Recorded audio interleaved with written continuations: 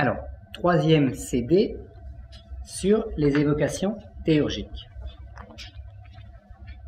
Nous en arrivons maintenant, après le 5e jour, à ce qui va nous intéresser le plus, c'est le 6e jour de la création. Et là, nous avons une complexification. 6e jour, Dieu continue à travailler. Et nous avons apparition, là, de la terre concrète, chaque élément donnant un doublon, chaque élément sous doublant. Nous avons maintenant apparition d'une terre concrète, physique, telle que nous la connaissons aujourd'hui. Alors, ce qu'il est très curieux de constater, c'est que on nous dit traditionnellement, puis Dieu, voyant que cela était bon, il se reposa le 7e jour. Si nous lisons entre les lignes, ça signifie tout simplement que nous sommes dans une création inachevée. Donc, nous sommes au 6e jour, mais Dieu continue à souffler dans son tube comme le souffleur de verre. Et donc, à un moment, eh bien, tout ceci peut muter et nous pouvons entrer dans le 7e jour, dans le fameux âge saturnien des kabbalistes, etc., etc. L'âge de sagesse, l'âge d'or des traditions, le paraclet, le retour du Christ en gloire pour les chrétiens, la descente des langues de feu pour les musulmans, etc. Le bris du 7e sceau pour Saint Jean. Mais là, on en est au 6e. Donc, c'est la carte des éléments, c'est la carte angélique de ce à quoi nous pouvons avoir affaire aujourd'hui et de ce que nous pouvons appeler. Alors, nous avons vu qu'au 5e jour, nous avions l'élément terre qui était apparu en bleu. Eh bien, considérons qu'au 6e jour, nous avons l'apparition d'une deuxième terre tracée en violet sur notre schéma, qui sera une terre sans doute soit plus concrète, soit autre explication que nous allons vous donner dans quelques instants.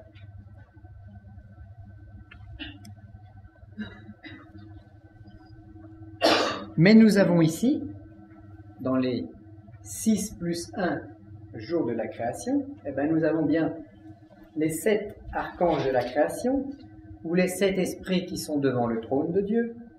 Nous avons les 7 sceaux de l'Apocalypse de Saint Jean, entre parenthèses, le dernier restant peut-être à briser. Vous avez aussi, pourquoi pas, l'origine du Seigneur des 7 anneaux. Si vous avez été au cinéma pour voir ce fameux film « Le Seigneur des Anneaux », mais le Seigneur des Anneaux, sur un plan complètement imagé, mais c'est bien ce dans quoi nous vivons. Et c'est bien ce à quoi nous prétendons devenir le Seigneur des Anneaux, avec des parenthèses, avec des guillemets. Mais le Seigneur des Anneaux, c'est ça, l'anneau des Nibelungen. C'est un opéra de Wagner, voilà. Ce serait peut-être plus même historiquement de dire, mais c'est l'histoire d'un anneau, l'anneau magique d'invisibilité qu'on trouve dans les vieux grimoires. On le met au doigt, on devient invisible. C'est un anneau de pouvoir. Voilà. À l'origine, c'est un plan métaphysique. Alors ça, c'est également la Jérusalem céleste, tout ça, où vivent les élus. La grande loge blanche de Madame Blavatsky ou d'autres, que certains ont placé au Tibet, que d'autres ont placé en Inde, mais la grande loge blanche n'est ni en Inde ni au Tibet, ça, c'est un des anneaux de notre création. Donc on peut toujours la chercher, faire des expéditions,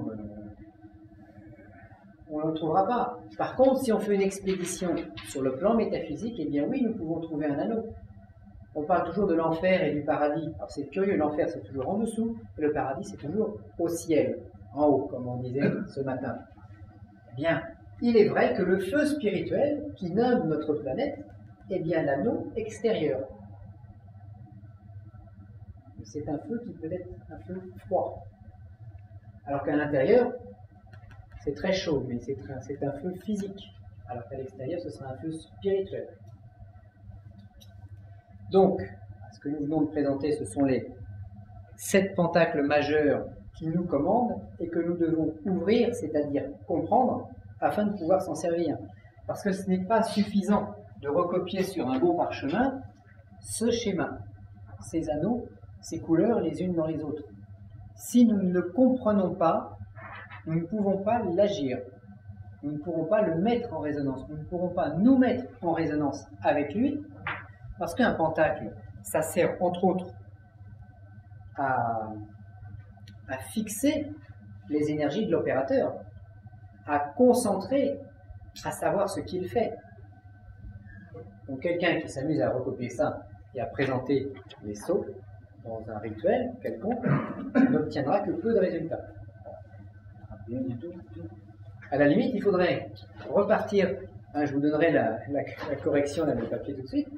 Ce qui serait bien, c'est de les refaire vous-même pour en comprendre déjà la mécanique géométrique. Et après, il faut les contacter, les voir, les sentir, les toucher, les pressentir, entrer en contact avec. Alors, nous pouvons aussi parler, parce que je vous ai donné le 6e jour, mais avec la même méthode, vous pouvez construire le 7e sceau que nous ne devons pas briser encore. Mais le 7e sceau, c'est celui qui va permettre, par multiplication, qui va permettre de doubler chaque élément, comme nous l'avons vu. 32 éléments. Alors amusez-vous à faire le 7e.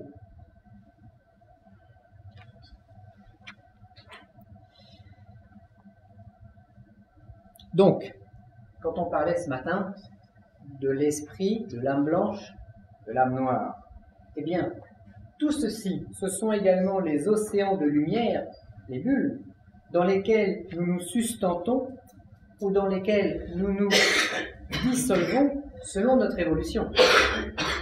Donc, ce sont les loges des élus, ou les fleuves infernaux des Grecs qui dissoudent les âmes noires, ou qui dissoudent les démons. Alors ça, c'est l'ange, c'est le visage de Dieu ou c'est le visage de la bête de l'Apocalypse, selon que nous y communions, que nous le comprenons, ou selon que nous le faisons manger par elle. Alors, nota sur le 6e jour. Alors, je vais peut-être vous distribuer les 6 premiers sceaux. Et après, nous allons passer à une petite charmante hôtesse va nous distribuer les sceaux.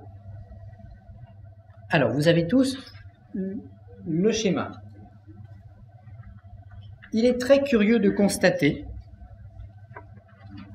que ça semblerait presque correspondre à des états de la matière physique. On sent qu'il y a encore le jaune. C'est pas la couleur cristalline. Parce que la couleur cristalline est déjà, elle est colorée par l'anneau, donc elle ne sera pas cristalline. Et la couleur cristalline serait en fait à l'extérieur. À l'intérieur, ça se comprime. Donc c'est l'anneau rouge qui serait la couleur cristalline. Alors que, en fait, on va de la lumière vers les ténèbres, en règle un peu générale. Donc la lumière est à l'extérieur, les ténèbres sont à l'intérieur. Quoique, on a le jaune au 6e temps, donc l'air qui est à l'intérieur. C'est moins ténébreux que le bleu. Mais c'est parce qu'il y a des lois de miroir, comme on l'a dit tout à l'heure. Il y a une curieuse loi de miroir qui joue et qui fait que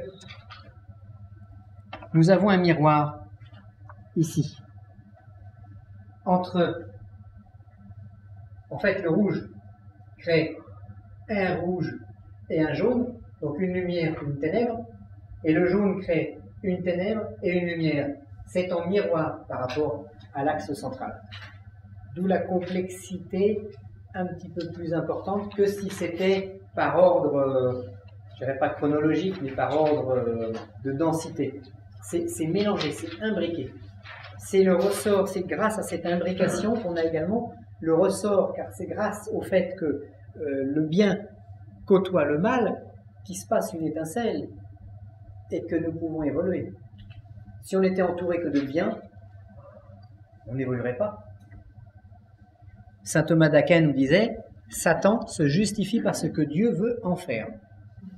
Donc Satan, c'est le premier serviteur de Dieu, vu sous la métaphysique de Saint Thomas d'Aquin. On peut dire que c'est un peu dur, mais nous ne sommes pas ici en vacances, nous sommes ici pour travailler.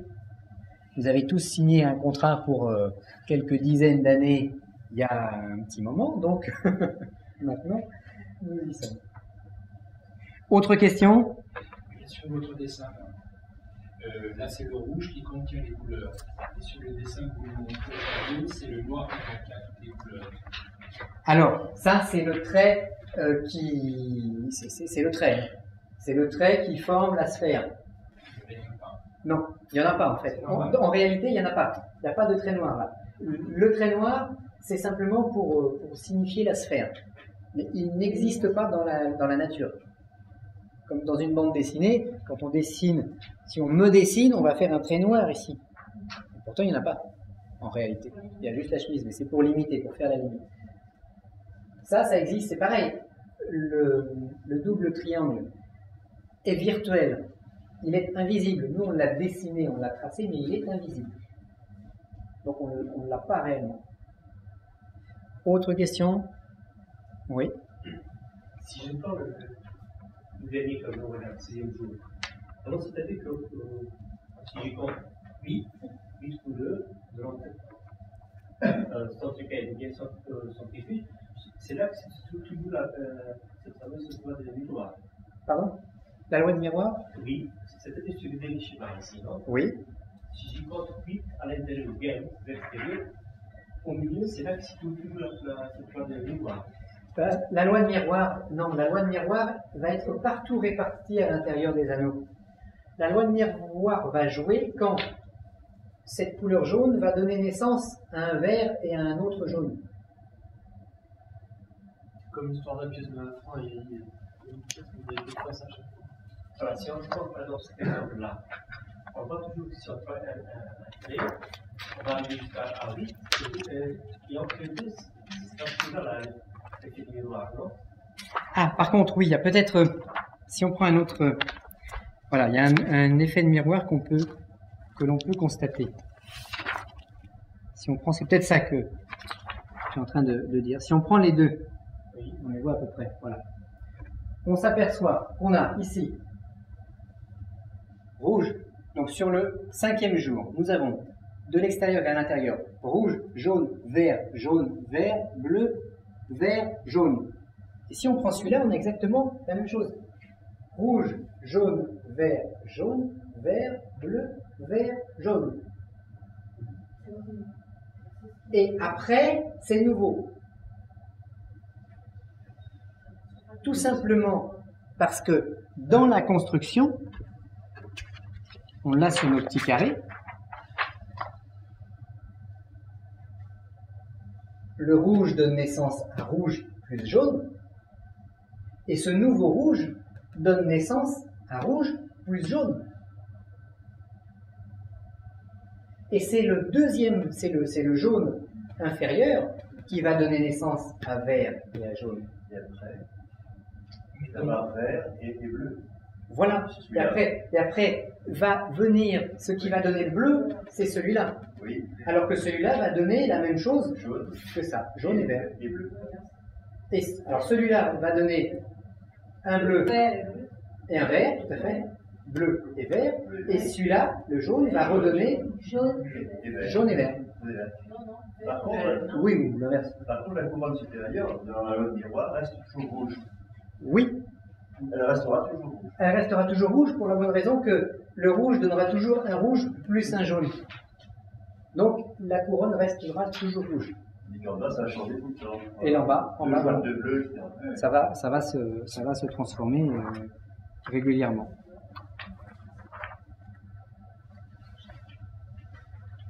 Donc, multiplication, saut, etc.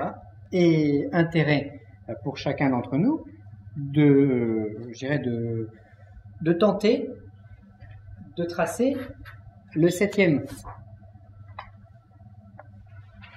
qui est le saut, qui est le plan de construction de Dieu pour le futur, peut-être pas notre futur en tant qu'humain. Comment? Le 7e. Le 7e, on ne l'a pas dessiné. Donc le 7e, vous pouvez essayer de le dessiner. Vous pouvez m'envoyer votre copie. Je vous dirai si c'est bien, si vous avez 20 sur 20 ou si vous avez 0, parce que nous ne connaissons que 2 notes. Le moins et le plus. Donc, cherchez, dessinez-le, et vous aurez le 7e. Et vous aurez à ce moment-là le plan de la création de l'humanité future. Le plan de Dieu. Le plan de Dieu, voilà. Et là, c'est l'arbre de la connaissance. Parce que là, on commence à vouloir toucher les phénomènes de Dieu. Alors, il y a 2 façons d'aborder ces choses-là. On peut l'aborder sur un plan purement intellectuel, et auquel cas on est un géomètre, un mathématicien, et on va trouver facilement là, si on est un bon mathématicien. Hop, bleu, vert, jaune, tac, tac, tac, tac, tac, hop. Et on a le schéma, et ça ne nous sert à rien. Il y a quand même le symbolisme de l'hexagone. Oui, mais par contre, si on y met une sensibilité, si on y met un amour, si vous faites le 7e saut mathématiquement froidement, ou si vous essayez de tracer le 7e saut avec amour, ce ne sera pas le même pentacle. On avait fait une expérience une fois à un stage sur le 36, des choses comme ça, bon, différentes, mais j'avais distribué, comme là je l'ai fait, une feuille avec les sauts. Et puis chacun avait passé sa main au-dessus pour voir s'il sentait de l'énergie. Il y avait une petite énergie qui s'en dégageait. Après, tout le monde a pris des crayons de couleur, des feuilles de papier, et on a redessiné la même chose. Et chacun a repassé la main dessus, de manière sensible, pour voir l'énergie qui s'en dégageait. Eh bien, l'énergie qui se dégageait des mauvais dessins était bien supérieure à l'énergie qui se dégageait de la belle feuille sortie de l'imprimante de l'ordinateur. Donc, l'homme doit y mettre la main. Alors c'est sûr que si on y met la main, ce sera moins bien coloré que ça, mais ce sera plus opératif. Et alors après, un spécialiste en magie pentaculaire va nous dire « Oui, mais si je fais l'anneau rouge en correspondance avec le lever du soleil, si je trace l'anneau jaune en correspondance avec l'équinoxe de printemps, si je trace l'anneau vert quand il y a des grandes marées, ben bien sûr, ce serait beaucoup mieux, parce que là, on va y fixer une énergie, on va y coaguler une puissance. On fixe un volatile. » Je vous ai donné des faux exemples. Mais c'est l'idée qu'on peut en retirer. On verra après au niveau de la manipulation du temps. Alors que devient la qualité de l'opérateur, puisque toute la valeur est dans... Bah, si, c'est la qualité de la main. C'est l'émotion ou l'énergie de la main de celui qui le trace. Tout repose sur la qualité de l'opérateur, c'est une très bonne remarque. C'est l'opérateur qui va animer, qui va charger son pentacle, le saut. C'est pas alors faut le dessiner de manière correcte. Il faut que ce soit juste au niveau du plan spirituel de Dieu. Parce que si c'est pas juste, bah, ça sonne faux, comme une fausse note. Il faut que ce soit juste, mais en plus il faut que ce soit animé. Alors pour des gens qui sont thérapeutes, bah, essayez de redessiner les sauts et essayez pourquoi pas de voir si telle énergie est compatible avec tel problème, avec telle maladie, avec tel phénomène. Cherchez. Est-ce que vous vous sentez bien quand vous mettez le 6e jour sous votre oreiller et vous dormez la nuit dessus.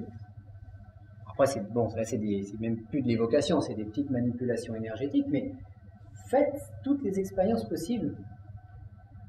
Dormez sur les seaux. On pourrait très bien aussi imaginer de créer un t-shirt de protection.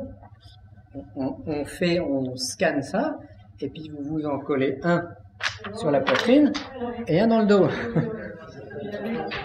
Sur la tête. Pourquoi représente-t-on les mages avec un chapeau pointu sur la tête?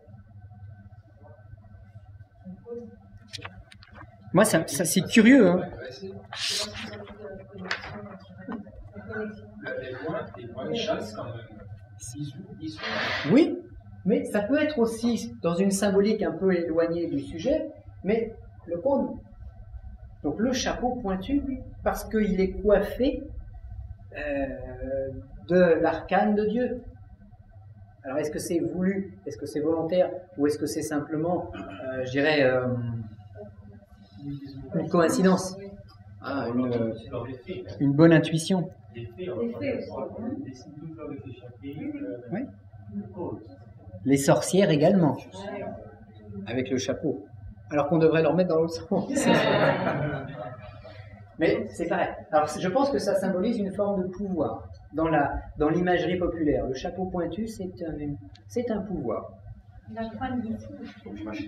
La pointe dissout. Oui. Elle dissout. Tu penses que ça Un bête. Hein? essayez les tentacles en dessous de la table. Tu essayes. Tu essayes. Alors tu as peur. Faites des expériences et puis vous me dites si ça réussit ou pas. Et après, je pourrais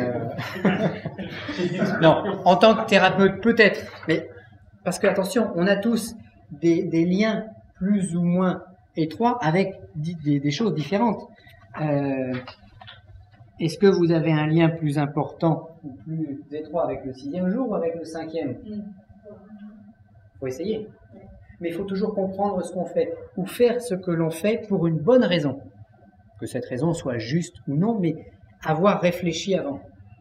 Mais c'est vrai que vous avez, pour les thérapeutes, vous avez la technique du miroir sorcier. Le miroir sorcier, c'est un miroir bombé. C'est l'inverse du miroir des évocations. Hein. Le miroir des évocations, il est creux. Le miroir sorcier, il est bombé.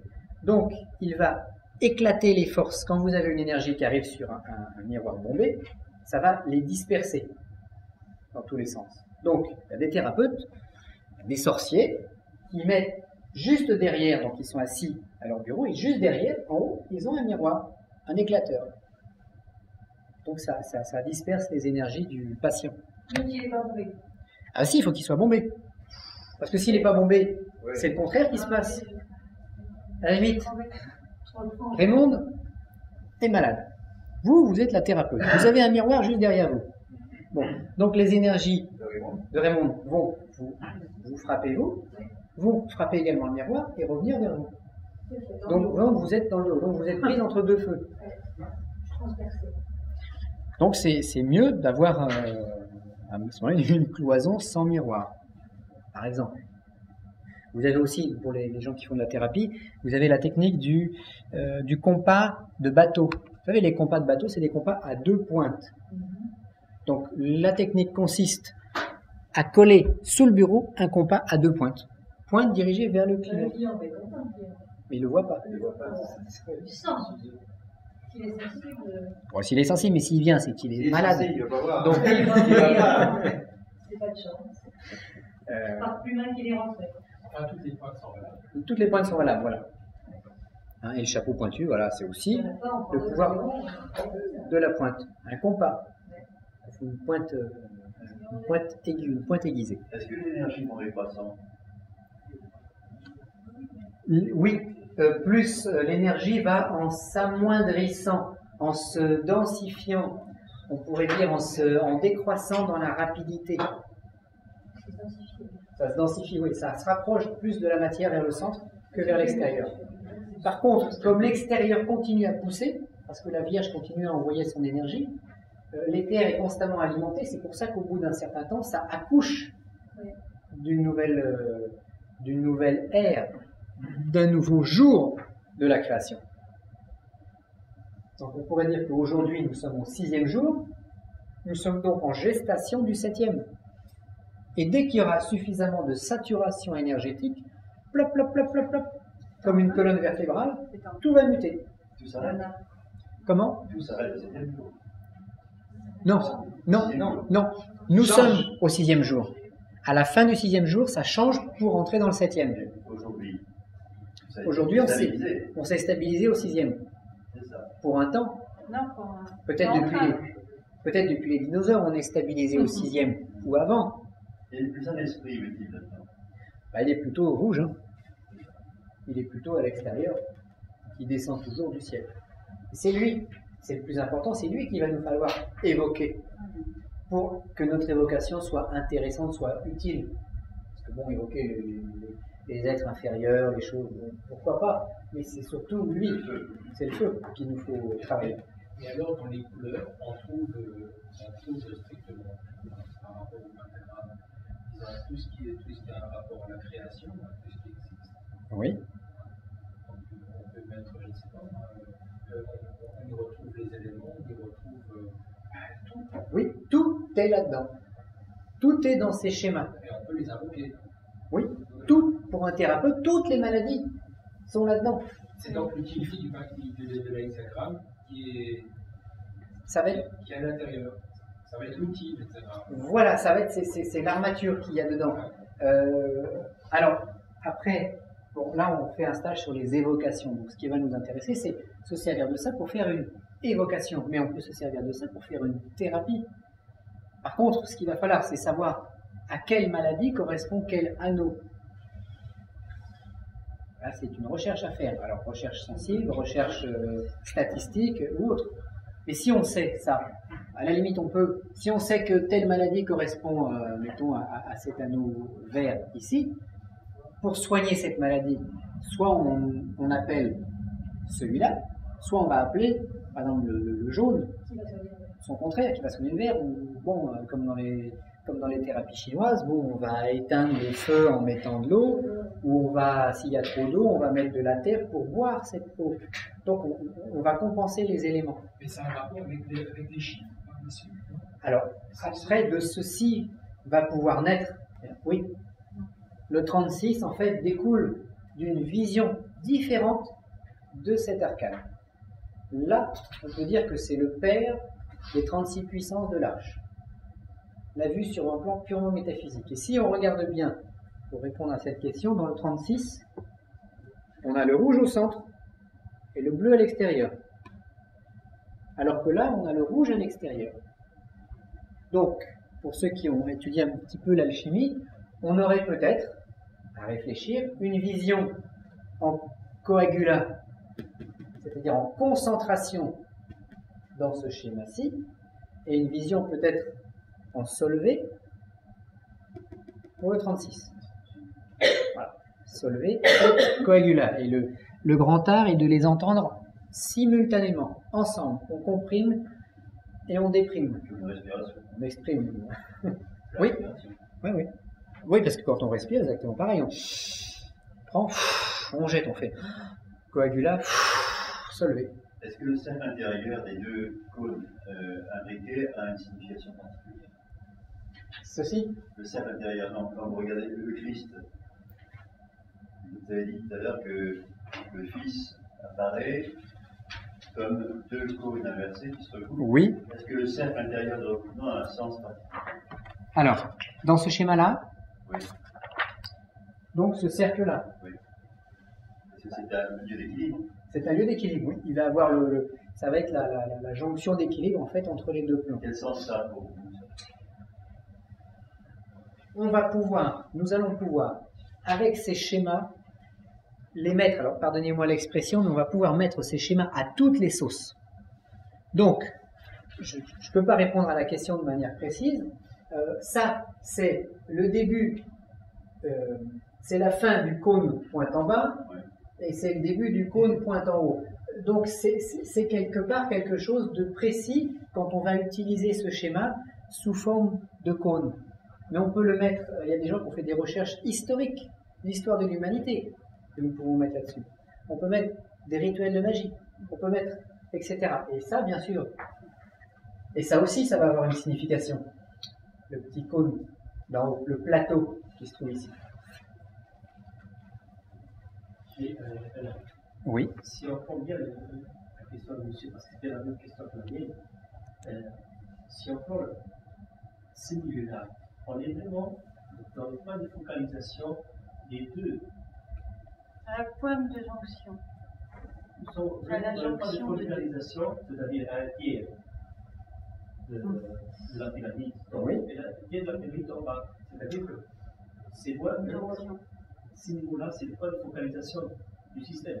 Alors, ce qui serait intéressant, c'est peut-être moins ce cercle-là que le point qui va être entre cette assiette et le trait vertical qui va rejoindre les deux pointes. C'est un lieu parfait. Voilà, parce que là, ça va être le point parfait d'équilibre. Et très curieusement, on s'aperçoit que ce point parfait d'équilibre correspond au tiers de la hauteur du premier cône, Oui, c'est à la une fameuse, pyramide. voilà, à la fameuse chambre du roi des pyramides. C'est une double toupie en fait. Oui. Double toupie. Oui, c'est la chambre du roi. Chambre du roi. Mais là, on le découvre plus métaphysiquement. Quand on prend une pyramide, on place un objet sur la chambre du roi, on le place parce que le manuel nous a dit qu'il fallait le placer là. C'est bien. Par contre, si on comprend pourquoi, avec des choses comme ça, c'est beaucoup mieux parce que c'est plus les mêmes énergies qui vont être dégagées. D'autres petites questions? Par contre, la dernière sur le dessin, donc on peut personnaliser donc par les chiffres. Donc chaque point, chaque degré. On peut tenter. On peut tenter. Tenter d'y mettre les 36 nombres. Alors par contre, une astuce, là nous avons 16 anneaux et 36 nombres à placer. Non, il y a certainement un règle, il y a certainement- Voilà, alors il y a une architecture, il y a des tours de. Il y a des trucs à voir. Par contre, peut-être que ce sera plus facile de placer les nombres du 36 sur le 7e jour. Sur le saut du 7e jour, parce que le saut du 7e jour, au lieu d'avoir 16 divisions, il en aura 32. Or, dans les 36 arches, nous avons 32 éléments plus 4 éthers. Et dans le 7e jour, nous aurons 32 éléments. Bon, ça se rapproche peut-être plus. À voir, à réfléchir, à travailler, parce que le but, c'est voilà, de vous faire travailler, de vous donner des pistes. Alors, une chose très curieuse dont je me suis aperçu il n'y a pas si longtemps que ça.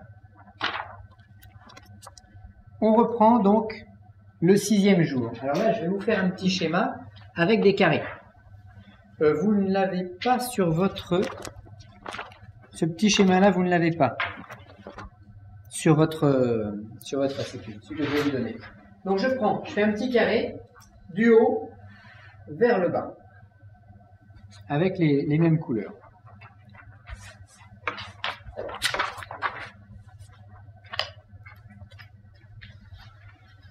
Donc on fait une descente du ciel vers le centre de la Terre. Et très curieusement, je m'aperçois que le feu pourrait correspondre à la magnétosphère, c'est-à-dire au bouclier magnétique qui permet à notre planète de ne pas être irradiée par les éruptions solaires, parce que sans ce bouclier magnétique, on est tous cuits. Alors, le feu, ça correspondrait à la magnétosphère, ou bien à quelque chose qui s'appelle la thermosphère. On s'est aperçu qu'il y avait des variations de température. Quand on monte, quand vous prenez l'avion, vous êtes à 10 km d'altitude, il fait moins 50 degrés. Et nous avons à 160 km d'altitude ce qu'on appelle la thermosphère, où le degré de température, c'est 1200 degrés. Donc on passe par des zones de moins 50 pour monter à une zone de 1200 degrés, parce que c'est à peu près à cet endroit-là qu'est récupérée toute la chaleur du Soleil, et qu'est brûlée la chaleur du Soleil. Donc nous, il ne nous atteint qu'une petite partie, mais ça fait comme un bouclier magnétique. Et le feu, eh ben, il est bien en haut.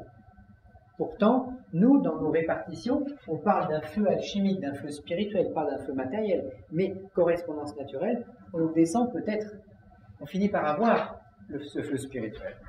Alors je m'amuse à descendre comme ça et à faire des petites correspondances. Ensuite, j'ai l'air. On pourrait dire c'est la stratosphère, c'est l'air qui entoure notre planète. Ensuite, j'ai du verre. Le verre, c'est l'eau.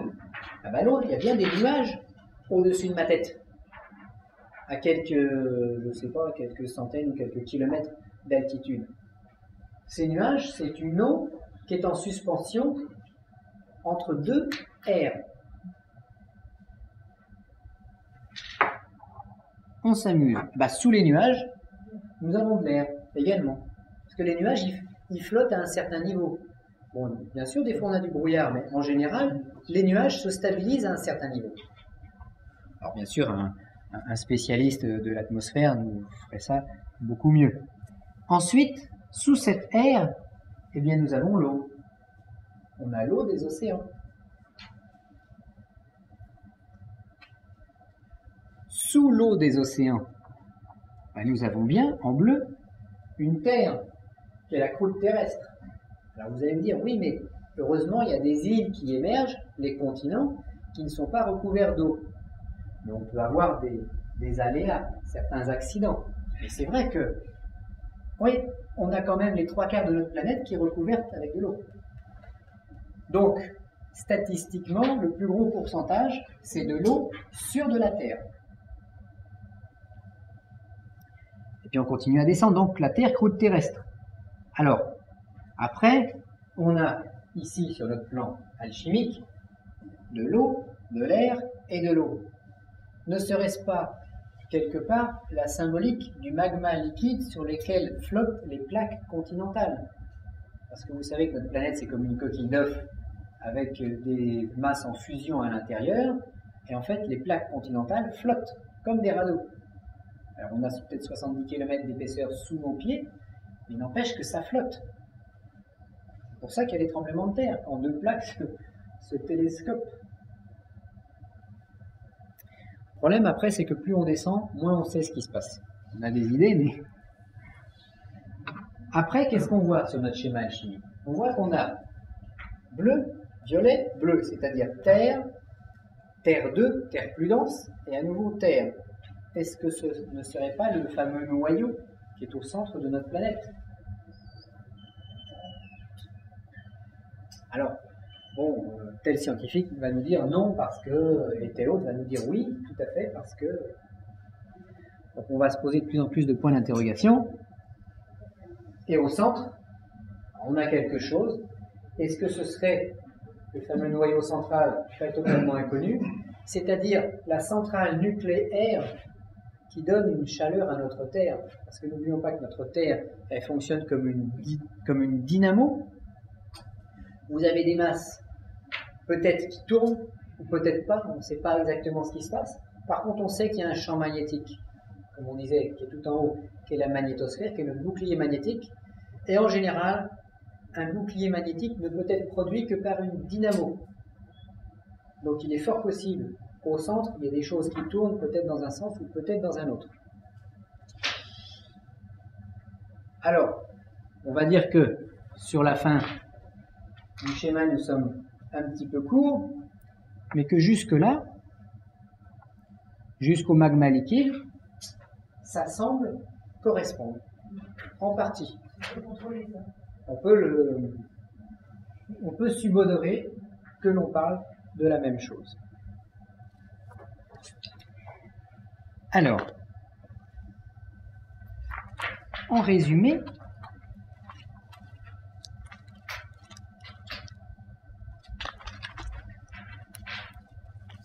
en résumé, nous pouvons dire que nous avons chute, en simplifiant, chute des éléments par l'éther, la bulle primordiale, feu, air, eau, terre, donc chute de Lucifer et des anges rebelles, puis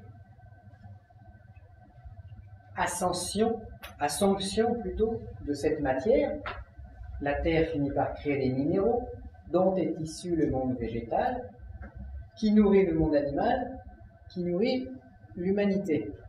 Donc on remonte. On aura donc une chute plutôt de nature luciférienne, c'est la légende de Lucifer qui chute dans les ténèbres, et une remontée des ténèbres vers la lumière. Et la rédemption christique s'inscrit dans cette chute, ici stabilisée au 6e jour de la création. Et nous, en tant que petits lutins, eh bien, nous essayons de remonter. C'est-à-dire, dans l'égrégore des hommes, d'être plutôt au sommet, mieux qu'à la base. Au lieu d'être un homme animal, on préfère être un homme initié ou un homme spiritualisé au mieux. Alors, notons que les flèches transversales signifient très grossièrement que les esprits des minéraux viennent de la terre, que les esprits des végétaux viennent plutôt du réservoir des éléments de l'eau, que les esprits des animaux viennent plutôt d'un réservoir aérien, et à ce moment-là que les esprits humains viennent plutôt d'un réservoir de feu. Et je ne pense pas qu'un homme puisse se réincarner en carotte, ou qu'un minéral puisse un jour devenir un être humain, puisqu'il y a un cloisonnement dans les sphères, puisque les esprits des hommes, comme nous disent tous les textes kabbalistiques, les esprits des hommes viennent d'un réservoir bien précis. Donc, on élimine un petit peu tous les phénomènes de métempsychose, c'est-à-dire de réincarnation hors cloisonnement. Je pense que Dieu a fait la création avec des cloisons, de manière à ce que nous ne nous mélangions pas les uns sur les autres, des cloisons physiques, des cloisons temporelles et des cloisons au niveau spirituel. L'image où on aurait d'abord été minéral, puis végétal et animal, elle disparaît. Alors, sur un plan collectif, d'une énergie qui s'améliore, l'idée peut être débattue, mais pas sur le plan d'un individu. Je crois que c'est ça le gros problème de la réincarnation, c'est de confondre l'aspect collectif et l'aspect de la conservation de l'individu. Donc, on ne peut pas redescendre et eux ne peuvent pas monter. Individuellement, j'entends. Les minéraux peuvent monter dans leur niveau du minéral, le végétal. Alors, le minéral, il peut. Un minéral initié, c'est peut-être le diamant que vous avez sur votre bague. Mais, alors que le minéral de bas de gamme, ce sera le morceau de charbon, puisque c'est du carbone. Charbon et diamant, c'est la même chose au niveau atomique. Mais ça reste un minéral. Un arbre, il reste un arbre. Vaut mieux peut-être être un arbre chez les végétaux plutôt qu'une herbe, qui sera inférieure. Chacun, voilà, vous disait Laurent, après tout, chacun leur paradis, chacun leur évolution, mais cloisonné. Je ne comprends pas les animaux de mer. Les animaux Les animaux de mer. Les animaux de mer. Alors, attention, voilà, il y a des règnes animaux, pas comme on dit, mais qui sont entre deux eaux. Les insectes, c'est du végétal ou c'est de l'animal? Ça semble être de l'animal parce que ça bouge, mais leur structure même semble assez végétale. C'est des petits morceaux de bois creux. Voilà. Y a-t-il des questions? Des millions de questions. Alors, la rédemption christique, donc, c'est la remontée de l'homme qui essaie d'aller un petit peu plus haut. Donc, chute de Lucifer et remontée christique. Quand on parle, mettons du 5e jour, le 5e jour, on parle de Lucifer qui chute dans les ténèbres une nouvelle fois. Il a raté la 4e marche et retombe dans l'escalier. Des démiurges, par exemple, avec le démiurge et le Lucifer. Il est au-dessus. Il regarde, le démiurge, Dieu, regarde avec bonté Lucifer chuter dans l'escalier. Le démiurge, donc, c'est pas faire attention. On va dire ça. Mais après, tout dépend de ce qu'on entend par les mots. Il faut qu'on entende la même chose avec le même mot. C'est tout. Il y en a qui disent, moi je suis dans mon oratoire le démiurge de mon oratoire. L'homme c'est un démiurge. Il peut le devenir, je dirais. Il peut grimper. Joachim? Je pense que ici, il y a la remontée, quoi. Disons, minéral ou végétal, tout ça. Oui. Parce que j'avais vu un film en Namibie. Il y a des troncs d'arbres, quoi. C'était, je crois, autant des Pharaon, je sais pas. Ouais, d'abord. Ils sont devenus choses minéraux. Oui. Ça, c'est parce que il y a des. C'est un phénomène. S'il y a des géologues parmi nous, là, il y a quelqu'un qui fait de la géologie? Non. C'est la fossilisation, voilà. C'est en fait le bois, vous avez des insectes qui se sont fossilisés, des poissons qui se sont fossilisés. Ce qui se passe, c'est que c'est la silice qui remplit tout le bois. Le bois a disparu, la silice est restée, mais le voilier intérieur et extérieur de l'arbre. Mais comme il y a chose remontée, quoi. Moi, je croyais que c'était du minéral. Oui, moi aussi. Mais ça, c'est une explication, on en prend comme on veut, mais moi, je suis d'accord avec vous aussi. Je pense je pense à l'évolution du minéral vers l'homme. Et les liaisons directes feu, homme et air, animaux, c'est une explication. Collectivement, ça monte des minéraux. Tout monte des minéraux. Et sur un plan collectif, pas sur un plan individuel, c'est ça. Sur un plan physique. Sur un plan physique. Les minéraux deviennent des végétaux, on le sait aujourd'hui. Oui. Les végétaux deviennent des animaux, on peut le démontrer. Quant à savoir si l'animal devient un homme, je crois que oui, allez voir, vivre. Nous allons conclure sur cette bonne parole.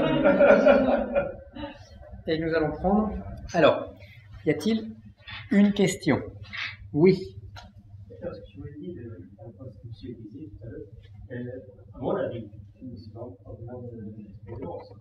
J'ai touché pour force de penser que quelqu'un est mal, quelqu'un, de temps en temps, penser bien de quelqu'un d'autre.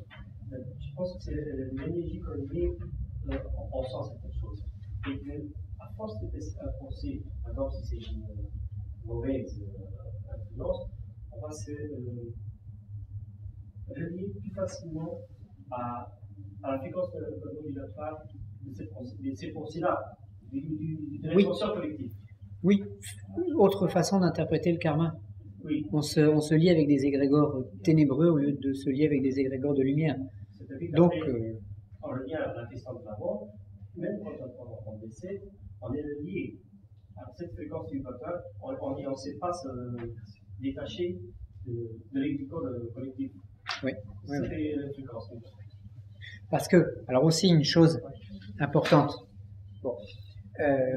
Quel est le but de la voie de l'initiation chrétienne ou de l'initiation d'une autre religion, de la voie d'évolution? C'est de s'arracher du collectif, c'est-à-dire de se détacher, oui, de se détacher de la matière pour ne plus, en fait, penser comme tout le monde, mais penser comme soi-même. Tout le monde, là, est en train de regarder les matchs de football à la télévision. Et dans les entreprises, ils achètent ou ils louent des écrans de télévision exprès pour que leurs employés puissent regarder. Ça me semble aberrant. Bon, on crée un égrégore. Bon, si nous suivons la foule, eh ben, à la fin de notre vie, nous ne serons pas différents des autres. Donc, on sera repris dans le même bain. Celui de tous ceux qui aiment le football et qui sont passionnés de football. Il y en a des milliers. Par contre, si nous travaillons notre esprit sur le plan de la théologie, eh ben, nous ferons partie des petits égrégores de penseurs. Donc on se lie à des choses en fonction de notre façon de vivre. Donc le but de tout cela, il est d'apprendre à penser par soi-même. Donc ne pas forcément écouter Monsieur X ou Monsieur Y. Ne pas suivre aveuglément qui que ce soit, mais apprendre à penser par soi-même, à travailler. On se réunit ensemble, on est heureux de se voir, on parle ensemble d'un sujet. Mais si, dans 3 mois, on fait un stage sur un autre sujet et que vous revenez, on sera toujours heureux de vous voir. Mais si, pendant les 3 mois, vous n'avez pas travaillé, c'est dommage, ça ne sert à rien.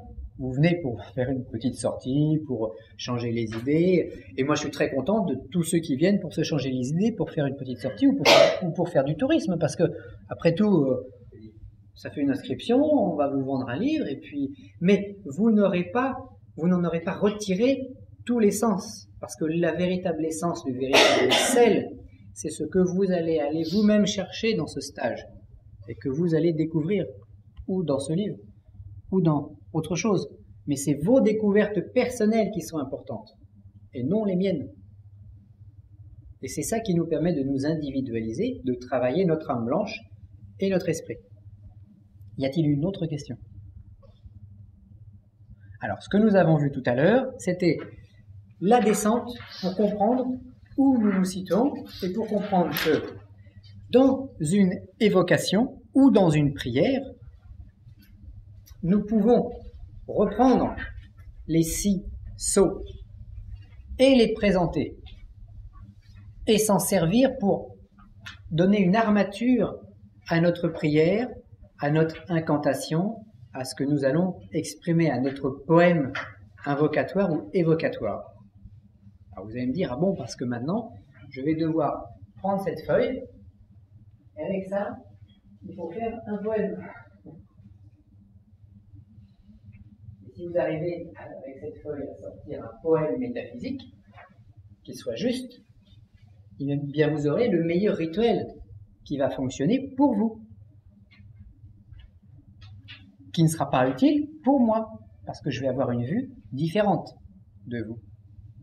Ok? Alors, on a dit également tout à l'heure que une évocation, c'est de faire descendre les énergies du haut vers le bas. Donc tout ce que nous avons fait jusqu'à présent, c'est de prendre les énergies tout en haut pour les descendre. Je vous ai donné en fait la trame du texte, de l'incantation que vous devez prononcer. Mais comme il vous faut quand même travailler, parce que si je vous donne mon texte personnel d'invocation, vous allez recopier mon rituel, sans forcément en comprendre tous les arguments ou tous les mots qui seront utilisés. Vous utiliserez l'arme de quelqu'un d'autre. Il vous faut vous apprendre à forger votre propre concept, votre propre rituel. Le vrai mage, le vrai théurge, le vrai prêtre de Dieu fabrique son rituel. Et c'est avec ça qu'il sera le plus puissant. Alors, dans un premier temps, sans doute, nous utilisons le rituel d'un autre. Voilà, on apprend à marcher avec des béquilles, ou quand on est bébé, notre maman et notre papa nous tiennent la main, parce que sinon on tombe. Donc, on utilise ce qu'il y a, on utilise des béquilles autour de nous. Donc, on utilise les rituels de l'abbé Julio, on utilise, etc. Et il y a des choses qui fonctionnent, et après tout, on peut... ce n'est pas interdit de le faire. Mais, dans la théurgie, dans la montée spirituelle qu'on désire obtenir, on doit travailler nos propres rituels. Et c'est là où c'est difficile, et c'est là où on se retrouve très peu nombreux. Parce qu'on préfère tous prendre le livre et lire. Et regarder, dit, bon, alors, je me place de tel sens, je fais tel geste, et j'appelle tel être. Oui, c'est bien. Mais derrière, il faut en comprendre la mécanique, et après, il faut monter vos systèmes.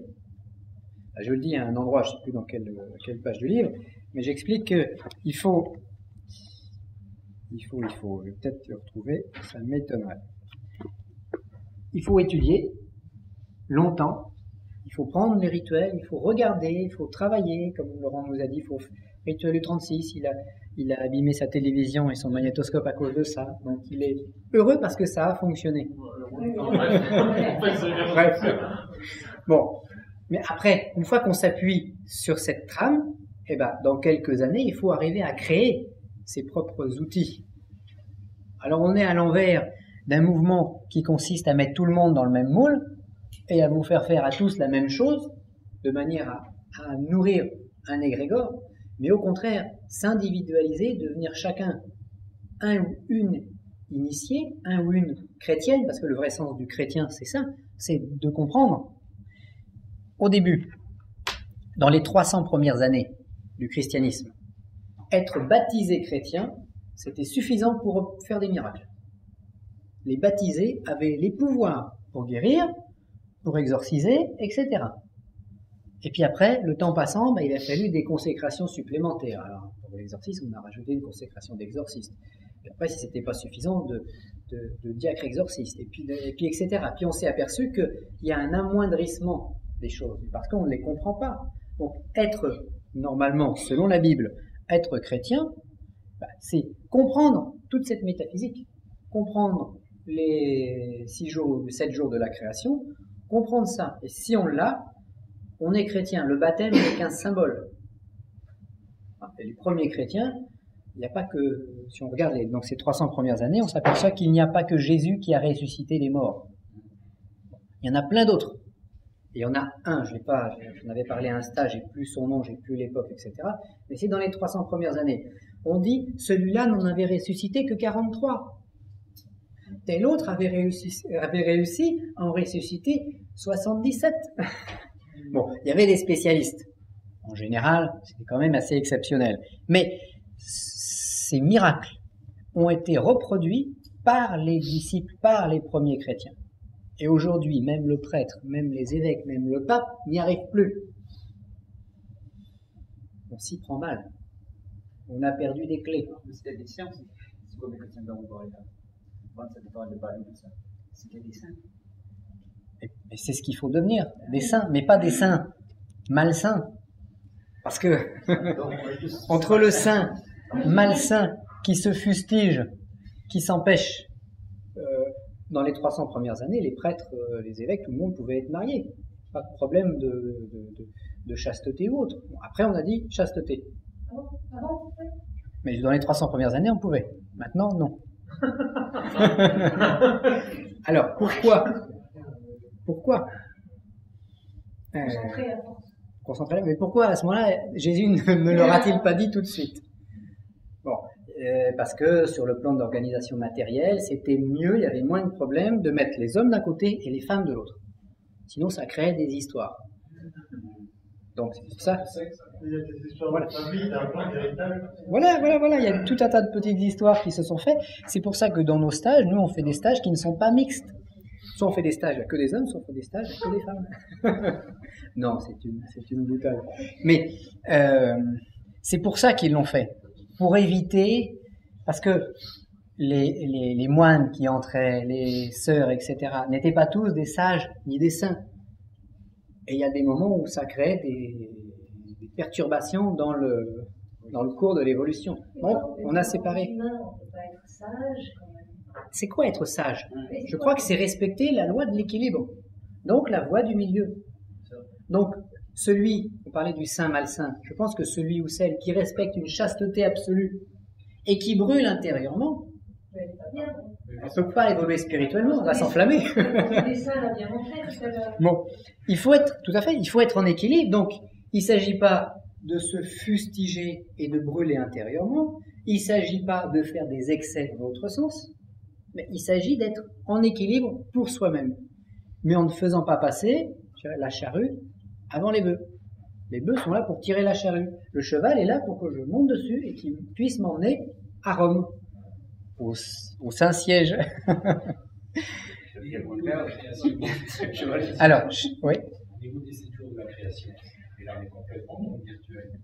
Oui. Complètement. Pas seulement au niveau de l'hexagramme, mais complètement. Au niveau de l'explication des 7 jours de la création. Oui. On est complètement dans le virtuel. Quelle est l'explication qui est dans le virtuel? Celle que nous avons donnée ou la Bible? Je pense les deux. Et celle que nous avons donnée plus peut-être. Celle que nous avons donnée, c'est un plan, mais qu'il nous faut animer. C'est virtuel tant que vous ne l'avez pas intégré. Ça devient fantastique quand on commence à y entrer. Mais on y entre par l'étude et par l'amour. Alors, il y a des gens qui arrivent à aimer ce genre de schéma. Et il y en a d'autres chez qui c'est rébarbatif. Bon, C'est pas parce qu'on n'aime pas ce schéma-là qu'on n'est pas sur une voie d'évolution, attention. Mais il faut y entrer dedans. Le double cône, il faut entrer dedans. Il ne faut pas simplement le voir comme un mathématicien de l'extérieur. Pour pouvoir l'évoquer réellement, il faut entrer dedans. Une évocation, c'est également entrer en résonance avec une force.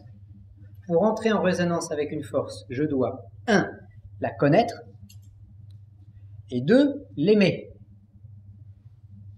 Si je n'ai pas et la science et l'amour, je ne peux pas faire d'évocation. Ça ne fonctionnera pas.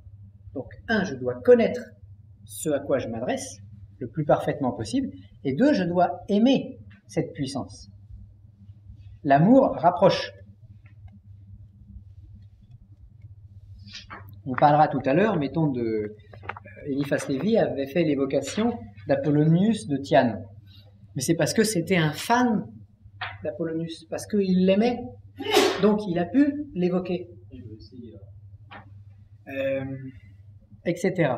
Alors, petite question qu'on doit se poser, on a vu nos cercles, etc. Nous pouvons nous poser la question, qui sont les Elohim? Parce que les Elohim, l'esprit des Elohim qui planait sur les eaux. Donc, qui sont les Elohim? Alors, la chose très curieuse, c'est que Elohim, c'est un pluriel dans la Bible. Donc, on appelle Dieu avec un mot qui exprime le pluriel. Autre question, qui est le Dieu de David?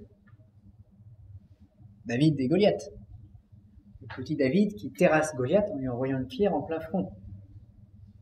Goliath, c'est la bête dont nous avons vu le visage tout à l'heure. Parce qu'on peut aussi considérer que les schémas que vous avez, c'est la description de la bête. Qui sera la bête ou qui sera Dieu? Qui sera la bête si elle vous mange? Et qui sera Dieu si elle vous immortalise? Et ça, c'est en fonction de quoi? De votre propre attitude envers cet être, envers cette structure dans laquelle nous sommes. Alors, qui est le Dieu de David? Qui est le buisson ardent de Moïse? Parce que ça, on va le voir tout à l'heure, Moïse, c'est une véritable évocation. Moïse qui rencontre Dieu sous la forme d'un buisson ardent sur la montagne. Alors, nous avons vu aussi tout à l'heure, la sphère, c'est le Père, le cône, c'est le Fils engendré par le Père, et le double cône, c'est le Fils qui s'achève lui-même. Le cheminement du chercheur doit toujours être semblable à la loi. C'est-à-dire que l'homme ou la femme doit recevoir le Saint-Esprit.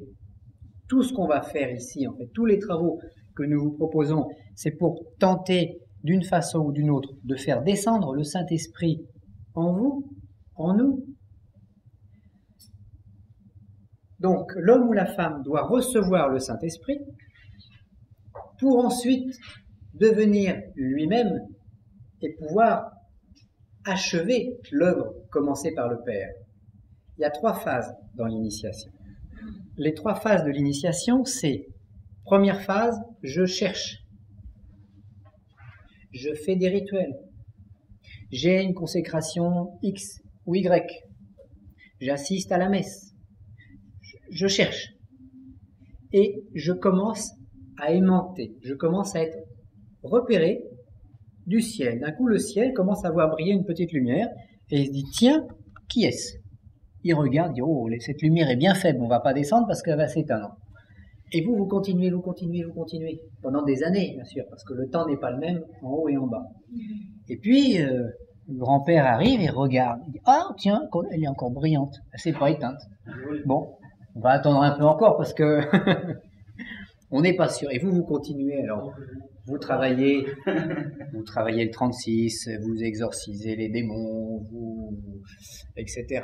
Vous faites des évocations, vous essayez de faire descendre, vous assistez aux messes, ou si vous êtes prêtre, vous faites la messe régulièrement pour faire descendre. Puis à un moment, vous commencez vraiment à casser les oreilles donc, du Père Céleste, puis il va se dire, bon, ben, vraiment, celui-là, il continue à briller, ça fait 15 ans que je l'ai laissé dans son jus, bon, Ben, on va lui envoyer une miette. Alors il prend une miette, hop, il vous l'envoie. Et là, vous êtes vous, en bas, terrassé. Vous avez une... vous êtes dans un état mystique absolument extraordinaire et vous avez reçu un gramme de Saint-Esprit qui vous immortalise et qui était ce que vous attendiez depuis 15 ans. Et tous vos efforts concourent pour obtenir cette petite chose. Vous avez, nous disent certains dans la tradition, vous venez d'absorber une bulle. Et après, cette graine qui est en vous, avec cette graine, vous devenez un fils, c'est-à-dire vous devenez un cône dans une sphère. Donc vous êtes repéré de là-haut. Il ne vous reste plus qu'à accomplir la deuxième partie de l'œuvre, c'est-à-dire vous achevez l'œuvre du Père, c'est-à-dire vous reflétez, vous mirez en vous-même pour devenir un double cône. Alors voilà le cheminement. C'est ainsi que Dieu crée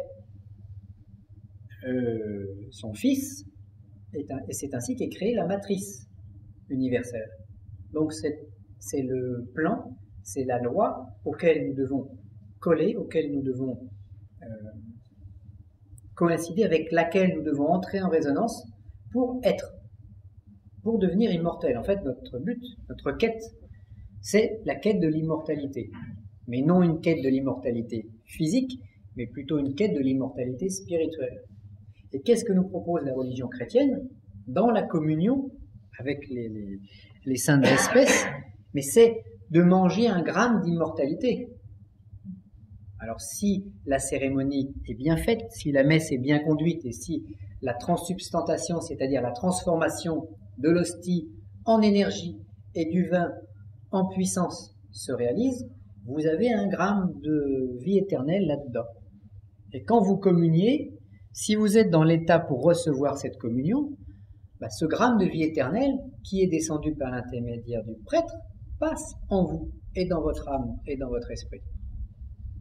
La seule difficulté, c'est que si le prêtre fait sa cérémonie machinalement, parce que c'est la 5e de la journée, que si c'est mal fait, parce que le rituel n'est pas compris, que si vous-même vous n'êtes pas dans l'état pour recevoir, il ne se passe rien. Toi, on dit toujours en même temps, je ne suis pas digne de te recevoir. Comment? Ça, quand on va recevoir l'hostie, on dit, je ne suis pas digne de te recevoir, dis seulement une parole, je serai guéri. Oui. C'est déjà presque dire, ça ne va pas faire effet puisque j'y crois pas, parce que je n'ai pas prête. Ça, c'est une parole pour se mettre dans un état d'humilité, pour se dire, bien sûr que nous ne sommes pas dignes de recevoir la miette de Saint-Esprit que grand-père il va jeter comme ça. Si on vient de sauver 10 vies avant, ou bien de, je sais pas, ça dépend des gens. Nous n'en sommes pas dignes, parce que se dire, moi je suis digne, c'est faire péché d'orgueil. C'est se juger soi-même. Alors on n'a pas le droit de juger les autres, ni de se juger soi-même. On n'a pas le droit de se juger inférieur ou supérieur. Non, le prêtre, il remet les péchés. Le prêtre, il remet les péchés. Parce que le prêtre, il dit la même chose. Le prêtre, quand il est à l'autel, le prêtre, il dit, je ne suis pas digne de te recevoir. Il dit la même chose. Donc, le but de cette petite phrase, c'est de s'ouvrir, d'essayer de s'ouvrir un peu. De quitter un peu notre orgueil, notre ego, pour dire, bon, je m'ouvre un peu et je vais essayer de glisser un petit gramme de quelque chose. Si notre coupe est pleine de nous-mêmes, on ne peut rien y mettre de plus. Si notre coupe, on essaie de la vider un peu de nous-mêmes, à ce moment-là, on peut peut-être y faire rentrer un gramme de spiritualité. Et ce petit gramme va permettre d'en faire rentrer un deuxième, puis un troisième. Et après, ça devient un buisson ardent.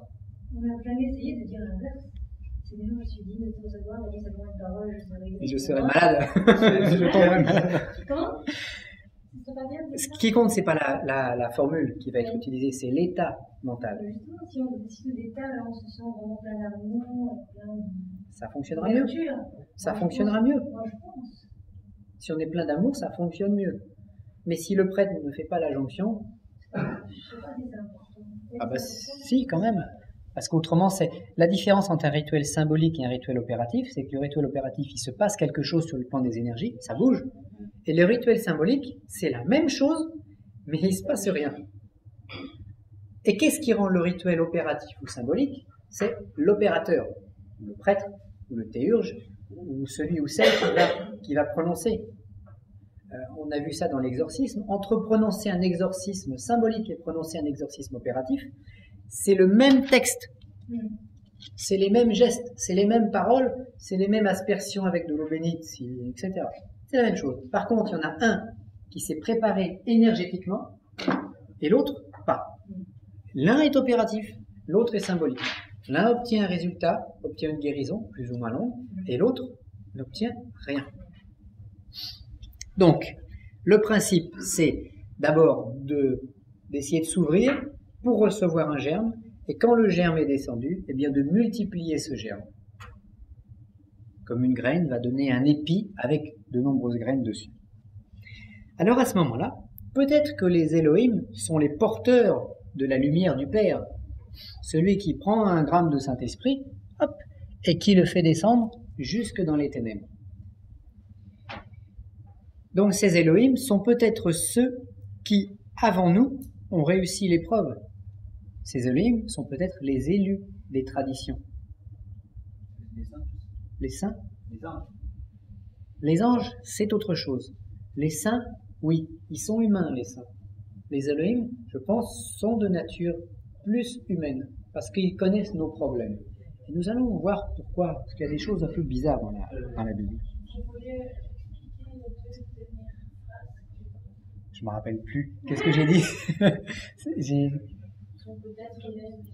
D'accord. Les Elohim, donc les porteurs de lumière, les porteurs de ce Saint-Esprit, sont peut-être ceux qui, avant nous, ont réussi l'épreuve. Et j'ai parlé des élus, les élus des traditions. Donc les hommes, les saints, ceux qui ont réussi, qui sont les élus. Parce que dans la religion chrétienne, il y a deux sortes de personnes. Il y a les élus et les damnés. Il n'y a pas de juste milieu. Dieu vomit les tièdes. Donc les tièdes, ceux qui seraient au milieu, sont arrangés avec les damnés. Il y a ceux qui réussissent et ceux qui échouent. C'est comme un examen, c'est comme au bac. Vous l'avez ou vous ne l'avez pas. Sauf que dans notre situation, nous avons des dizaines d'années pour préparer notre bac. Par contre, on n'a qu'un seul passage. Il n'y a pas de rattrapage. Bon, peut-être que si on est vraiment limite et qu'on a quelques amis, ils vont dire, bon, tiens, je te donne les 2 grammes qui te manquent pour que tu passes du bon côté. Ça, c'est les égrégores qui vont soutenir. Mais on a 50, on a 60, on a 70 ans pour se préparer. C'est largement suffisant pour un examen. Dieu, il nous en a donné 3 fois plus. Il nous a donné 3 ou 4 fois plus de temps qu'il n'est nécessaire. Mais si, comme dans la fable de La Fontaine, la tortue et le lièvre, même si on est un lièvre, mais qu'on passe notre temps à aller se promener à droite, se promener à gauche, c'est la tortue qui va gagner. C'est la tortue qui sera élue, et le lièvre, qui lui avait le potentiel pour réussir, il va rater, ne sera pas élu. Donc je pense que ce sont plutôt les élus qui connaissent nos petits problèmes d'hommes et de femmes, qui vont être porteurs du Saint-Esprit. Oui. J'ai deux choses à dire. La première, c'est qu'il n'est pas évident qu'il y ait 2 d'un côté et 2 de l'autre. Je pense que nous sommes tous une parcelle de Dieu, oui, à l'origine, que tous nous dormons, que tous nous allons nous réveiller à cette compréhension et à cette unité. Alors je suis presque d'accord, sauf sur la dernière partie. Parce que bon, il y a plusieurs façons d'exprimer exactement la même chose. Nous sommes tous une parcelle de Dieu, oui, puisque nous avons tous un esprit. On vit tous dans le grand corps de Dieu, donc Dieu est omniprésent partout. Nous sommes tous endormis, oui, et notre travail est de nous réveiller. Oui, mais certains... Il parle de ceux qui dorment, de ceux qui restent éveillés quand oui. Puis il y a une deuxième chose intéressante dans attendez, juste... le fils prodigue, c'est merveilleux. Oui, alors, pour répondre juste à ce qu'il y a avant, nous devons tous nous réveiller, mais c'est notre travail. Mais nous pouvons refuser, car nous avons la liberté de rester endormis. Et c'est là où Satan, qui se justifie parce que Dieu veut en faire, intervient et est le terrible événement, c'est que Dieu nous a donné la liberté, notre terrible liberté, qui nous permet de nous perdre ou de nous gagner. Et heureusement, parce que sinon le jeu serait un jeu de dupes, et le jeu serait sans saveur, sans sel, sans intérêt. Si on était tous sauvés, pourquoi travailler? Autant attendre. Moi, je ne vais pas faire de stage, je vais aller dans la rue et puis faire la manche, c'est moins fatigant. Donc, dans la tradition chrétienne, nous ne sommes pas tous sauvés. Et je suis en train là de faire une étude justement sur la réincarnation, sur l'origine de la philosophie réincarnationniste, pour savoir d'où nous viennent tous ces livres qui traitent de toutes ces choses-là et d'où vient l'erreur. Où est le grain de sable qu'il nous faut comprendre pour remettre les choses à leur place. Parce que vous avez la religion chrétienne qui vous dit la chose suivante. Vous avez une vie. Soit vous êtes élu, soit vous êtes damné. Soit vous allez au paradis, soit vous allez en enfer. Point. C'est dur. C'est le sec. Et vous avez la religion hindouiste, ou certaines traditions qui nous disent « Ne te fatigue pas, mon fils, de toute façon, tu es immortel, tu es passé par des minéraux, des végétaux, des animaux, des hommes. De toute façon, même si tu rates, il y a un karma, tu paieras tes fautes, tu reviendras. » Bon. Entre ces deux extrêmes, moi je vais choisir sans doute la voie du milieu. La religion chrétienne ne parle pas de réincarnation. Ça ne veut pas dire qu'elle n'existe pas. Par contre, la religion hindoue nous parle trop de la réincarnation. Je pense que c'est une erreur. Et la logique, la voie du milieu, ce serait que la réincarnation se mérite et que ceux qui ont suffisamment travaillé peuvent accéder à des réincarnations, s'ils en ont envie, et que ceux qui sont insuffisants, les déchets dont nous parlions ce matin, servent de terreau. C'est la nature qui fonctionne de cette manière-là. Oui. La réincarnation a existé dans la religion chrétienne jusqu'avant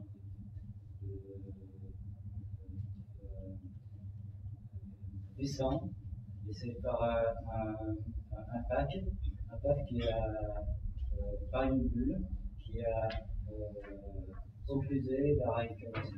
Alors, moi, je veux voir les textes. C'est Clément 5. Parce que ça, justement, dans ces notions-là, je suis en train de rechercher sur les textes d'origine. Parce qu'on dit beaucoup de choses, mais il faut voir les textes. Et je pense comprendre pourquoi les chrétiens ont aboli l'idée de réincarnation, parce que tout simplement, ça allait faire des débordements et ça allait faire que les gens allaient devenir paresseux. Moins d'efforts. Moi, je préfère croire que j'ai une seule vie, que je ne suis pas réincarné et travailler. Et puis bon, après, si je me réincarne, tant mieux. Mais sinon, ça veut dire que les gens qui se rappellent de leur incarnation, en fait, c'est des trucs qui leur appartiennent pas, quoi. Point d'interrogation, c'est peut-être des trucs qui leur appartiennent pas. Alors on va faire une toute petite pause pour changer le CD.